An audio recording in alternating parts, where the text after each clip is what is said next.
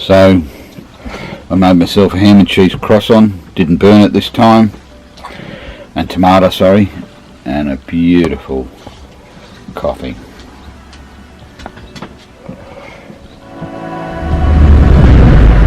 So that was our stay in Port Lincoln. Now we're heading out of town for Bray, I think it's Bray Bay or Birdie Bay. Anyway, I'll work it out.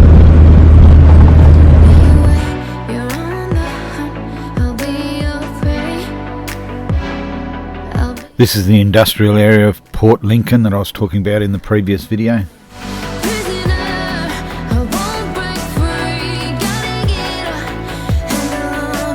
And yet again the weather is perfect.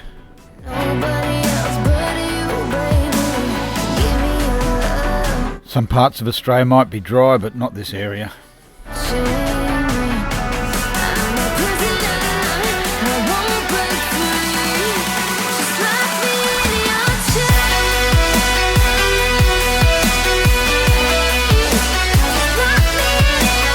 So here we are about 12 o'clock, middle of the day, and we're about to drive into some fog. Quite unusual, I thought.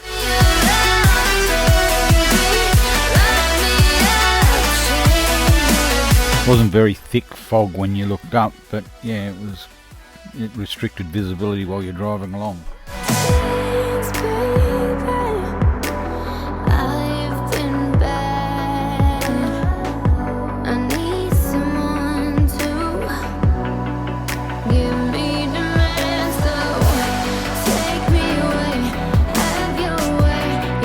But 5 minutes later you're clear of the fog. See it in there, a little bit there and in the distance.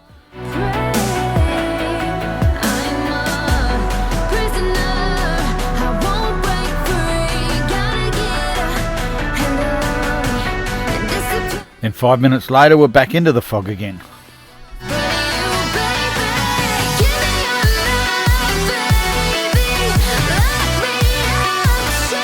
This went on for about 4 or 5 times, and finally worked out it was over the swamp areas or over a lake that the fog was hanging around in the middle of the day.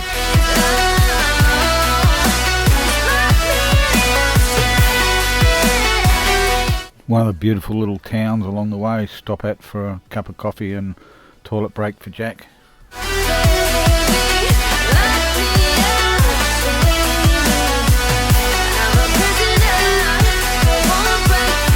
So as you can see, a little bit of that fog hanging around out to sea. You know, this is 1 o'clock in the day.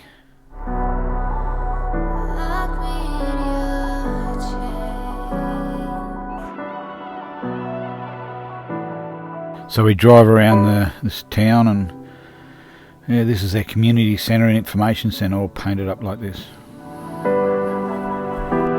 It was just not shops that we found closed in some of these towns, also service stations.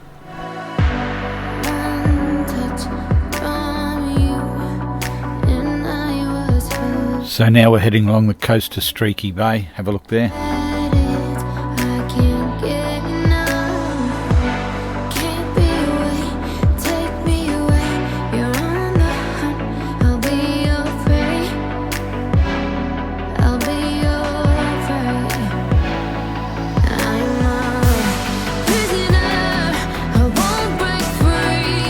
A little bit of tree clearing in the middle of nowhere.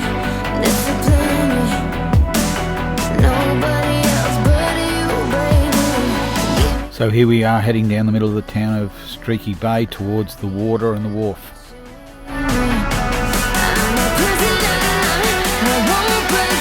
So I get out, stretch our legs and take Jack to the toilet and have a look at this long wharf.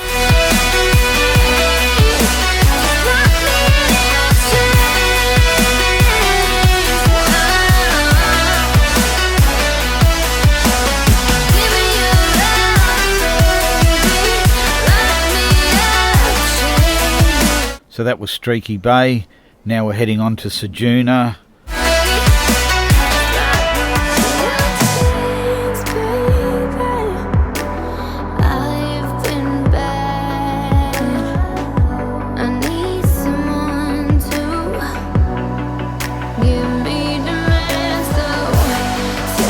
So here we are coming into Ceduna.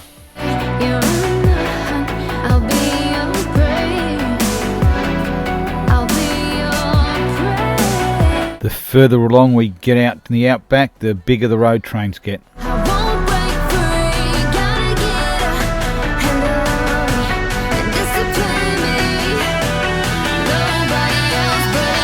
We really do have a beautiful coastline.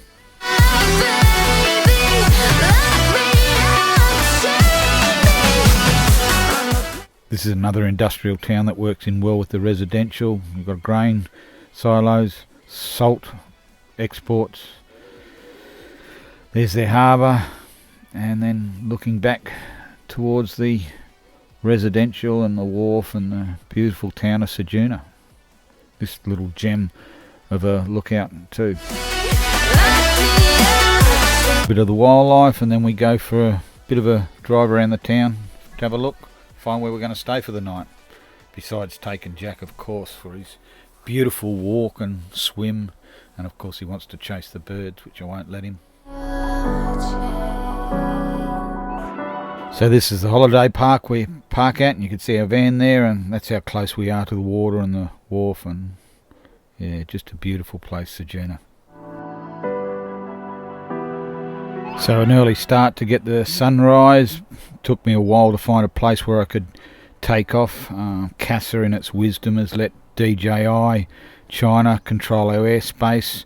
Legally I could fly where I wanted to, but DJI lock us out of where I wanted to fly.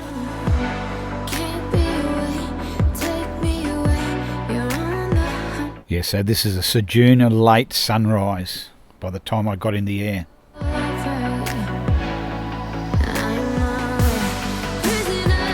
Yeah, so CASA and our bureaucrats need to wake up about letting China control our airspace.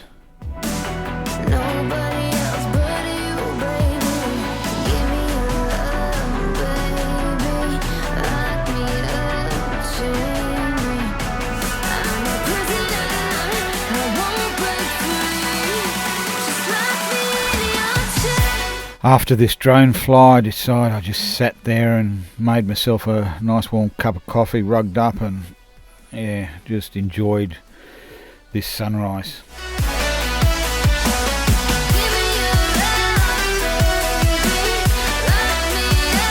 Yeah, one of the major things I do on tour is not just photograph what I'm seeing, I actually like to enjoy it too.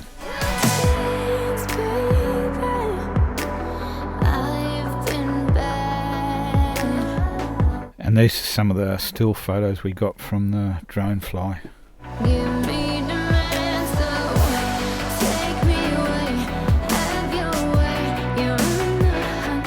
It was Ceduna, and now we're heading on to Eucla.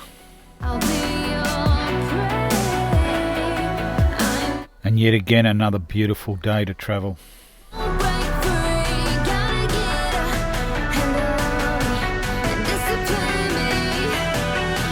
So this is the first town we stop at, Penang, and they've got a windmill museum. So we stop, have a look around, Jack stretches his legs and have a little bit of a morning tea.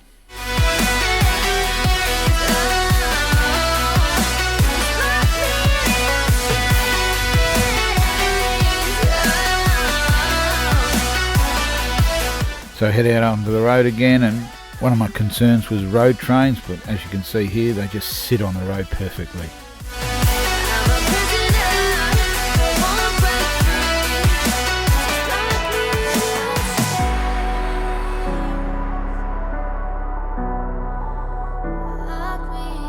So you heard me mention about these deserted old farmhouses. This one we could drive up to, and it's a perfect place to stop and have lunch and let Jack have a good run around and look and do a little bit of filming. You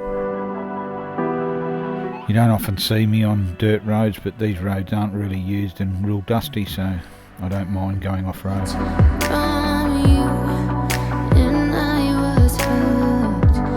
So here's another one of those quarantine signs. We're getting close to the South Australian, Western Australian border.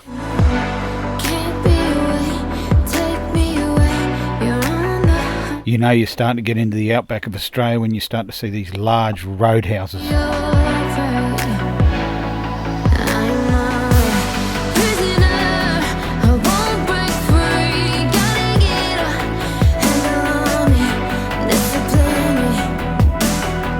On the map they showed this as a town. It was probably about 12 buildings.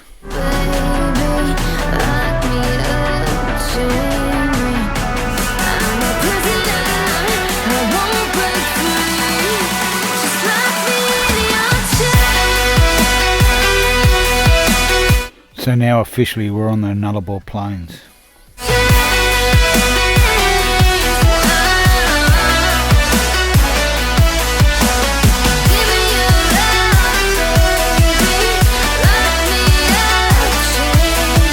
So this is the old Nullarbor Roadhouse, what they call the Nullarbor Roadhouse, and this is the new Nullarbor Roadhouse. It's about 20 or 30 k's past the head of the Bight while watching viewing platform.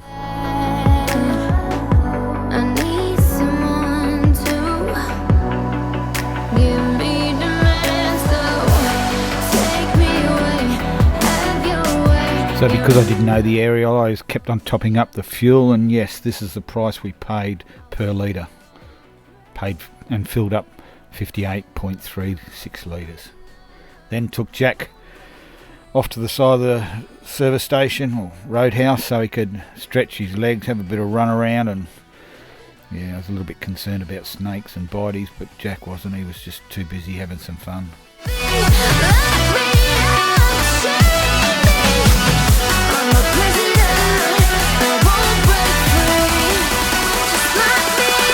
One thing when Jack's off the lead, he's very happy. He can run around free. He's a little bit of a dag, but yeah, that's Jack.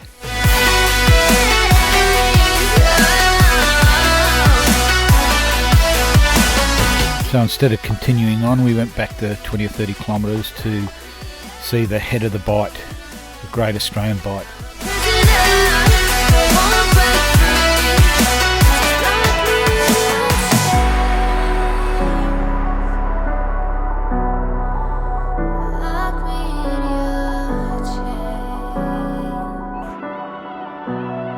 So I think that was the old head of the Bight entry, and this is the new one. It's got a new toilet block, a gift shop, an information centre, a little cafe, and then the beautiful walk down to the viewing platform of the Great Australian Bight.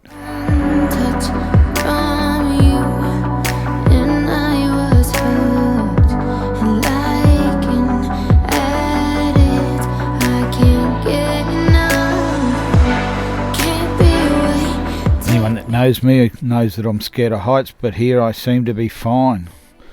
Yeah, it was right up here on the cliffs. There was probably about 8 whales out there while we were there, but they were a fair distance out, and easy to see with the eye, harder to see with the camera. You see a little dot there. That was one of them.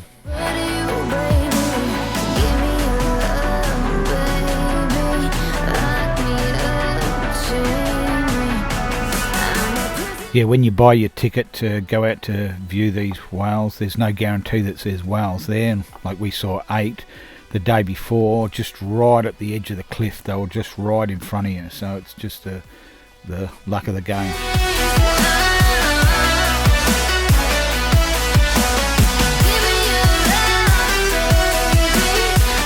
So while I was out on the head of the Bight, I met this Chinese tourist, or she was coming out here to work at one of the roadhouses along the way, border town I think she said, and she's quite chatty and nice to talk to, and interesting to see someone come this far to work at a roadhouse.